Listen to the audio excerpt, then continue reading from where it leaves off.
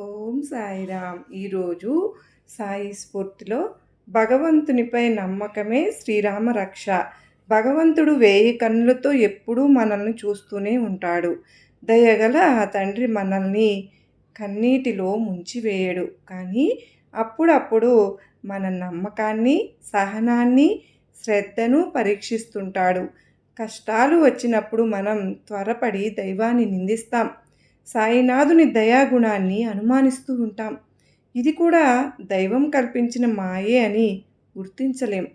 నిజంగా దైవతత్వం తెలిసి అచంచలమైన భక్తి, నమ్మకం కల భక్తులను ఈ మాయలు, కష్టాలు ఏమీ చేయలేవు. మనిషి ఉన్నత స్థానాన్ని చేరాలి అంటే కొంత శ్రమ అవసరం కదా.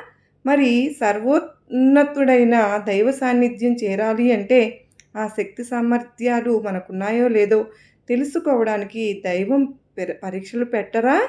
నిజానికి కష్టాలే మనిషిని దైవానికి మరింత దగ్గరకు చేరుస్తాయి. కొలిమిలో వేసిన బంగారంలా మనిషి కష్టాలలో నిగ్గు తేలుతాడు.